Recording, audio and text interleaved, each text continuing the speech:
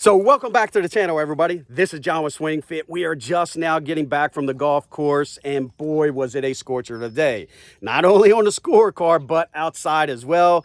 Today marks the third full round I've had with my brand new golf clubs, and I can tell you right now, these are probably the best golf clubs I've ever owned. And I really can't wait to walk you through the entire bag. And really, truth be told, we was attempting to do a course vlog today, but just didn't work out that way. You know, we ran out of battery power. So we're going to leave this video for another day where we walk you through every single club. I'm talking all 14 clubs did get replaced this year. And we're going to more importantly help you understand what we put in the bag and why. And that's at least from a club fitting perspective. And it's a video you're not going to want to miss because it is truly a unique set. And these are the same type of sets that we build for our customers day in and day out. So guys, stay tuned for that upcoming video. But today I wanted to do a quick video because I recently made a mistake with these brand new sticks because it wasn't all puppy dogs and ponies at first. I'm talking about I was ready to break these clubs over my knee like Patrick Reed, but I made the simple mistake. And if I can make this mistake, there's a pretty damn good chance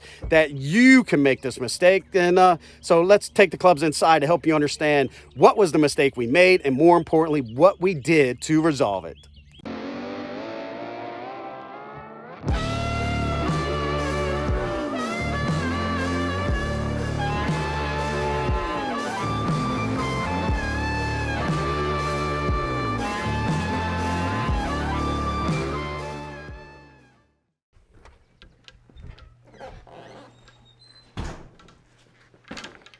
So before diving into today's topic, I do want to take a quick second to welcome any new viewers to the channel. So if this happens to be your first time, or if you're just passing through and want to learn more about the club fitting process, gain a better understanding of what club fitters do day in and day out in order to help take their customers to the next level, then I promise you, you're in the right location. You're just a couple clicks away from gaining access to this information each and every single week. So just consider hitting the subscribe button below and turn on that bell so that way you receive an alert whenever we drop our new content. Just like in today's video, where we're going to focus on a part of the club build that you don't hear a lot about. And I'm talking about the golf grips. You can scour the internet and YouTube and you can find everything under the sun about the different club heads and how one head is a little better than that of another, or how golf shafts can potentially help you find center of face. There's just so much information, but not that much about the golf grips. And I can tell you, it's a critical part of the build process. And in fact, it's so critical that we developed a fitting process that allows us to interchange the grips as the fit progresses because we know it's that important. And guys, just understand this, if the grip doesn't feel right, I promise you, you will not swing the club right. Why? Because you will make some adaptations and change how you deliver the golf club based on how it feels in your hands. So it's just that important. And the absolute best news is this is the least expensive cost of the entire build. We're talking pennies on a dollar versus that of the club heads and the shafts. And not only am I going to share my new favorite grip for the 2021 season, but I'm also going to share 3 quick tips in order to help you pick and select the right set of golf grips. That way you don't make the same mistake I did when I built my set of irons, because believe me, on day one, I was ready to throw in a towel. I was ready to come back to the shop,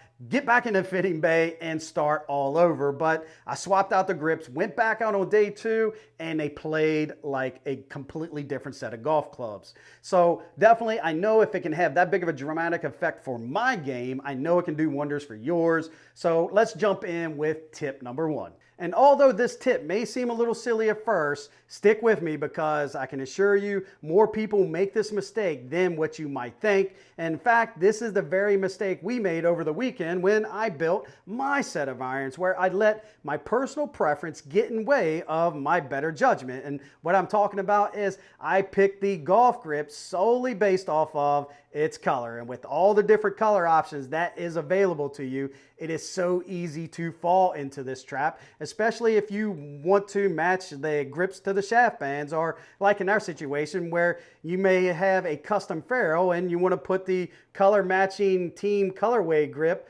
along with that. And believe me, when assembled, this thing looked beautiful, but I do have a favorite saying in the build shop, and that is, a pretty club may not always lead to a productive club, and that's exactly what we experienced on day one when I was rocking the MCC Plus 4s. Just could not find center face. There was something about the timing. I knew it was off. We came back to the shop and I swapped out the grips. Day two, it was like I put a brand new set of golf clubs in my bag, and the grip was the only thing I changed. So guys, let this be a little known fact for you. If you have a set of clubs that you love, but there's something not right about it, just making a grip change could be the difference maker to turn your game around. And the absolute best news is this is something you could potentially do yourself, but if you do, here is a little golden nugget for you. Instead of buying 13 grips all at one time, buy a couple singles and test them out. Just swap out maybe your 7-iron, play a couple rounds with the other grips, see how they feel, and rock with the one that feels the best. So guys, please don't fall into this trap of picking a grip solely based on its color. So let's jump into tip number 2, which is swing weight implications. And not only do I believe this is the most overlooked, I also believe it's the most misunderstood, because when you think of grips, you often think of weight changes when you go up in size. So from a standard to a mid to a jumbo, you would expect the jumbo to weigh heavier than that of a standard size. So obviously you will affect your swing weight and the balance point of that build by doing so. But did you know what happens when you go with, say, a MCC Plus 4 grip versus that of a Lambkin Sonar Plus 4, same exact size? You know, there is about a 9.5 grams difference in weight.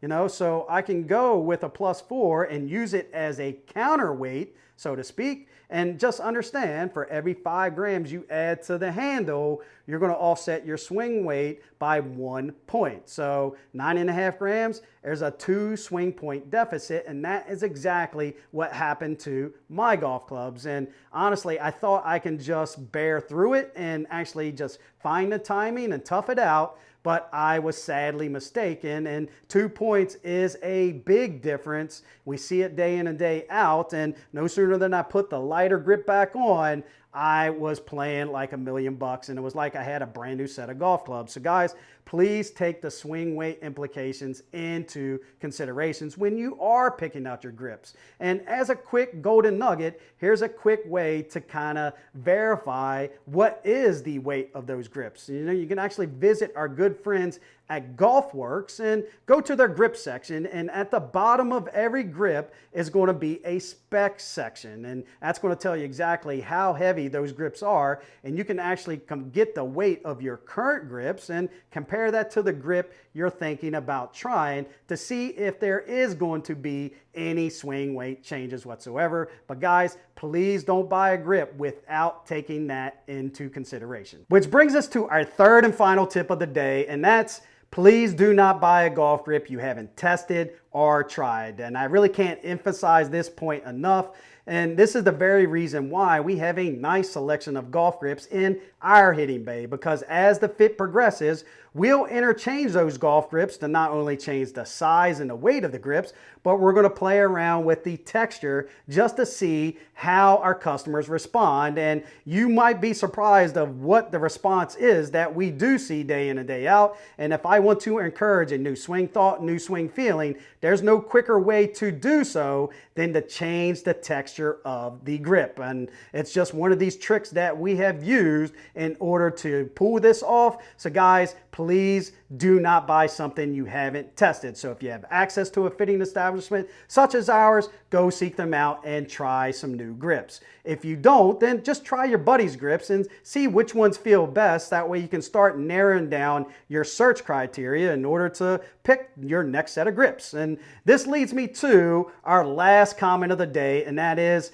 helping you understand what is my potential new favorite grip of 2021. And if you are in the market for a new set of grips and don't want to affect the swing weight and you're looking for a nice, good feeling grip, then this just might be the grip of choice. And that's the brand new WinDryTech 2.0 grips. I mean, these things are butter. I mean, it's like the originals, but on steroids. And what Win is saying is that the number one piece of feedback they received from the original grip was the durability of it. Now, the verdict is still out. I've only played a couple rounds with them and they felt unbelievable. I mean, I'm talking hot, humid conditions, didn't slip in my hands, nice, good, soft feel like the originals. And I'm really curious to see how durable they are. But if they meet up to the claims that Win is claiming, then definitely these things should last an entire season and you shouldn't have any problems whatsoever. So guys, if you are in the market for a new set of grips,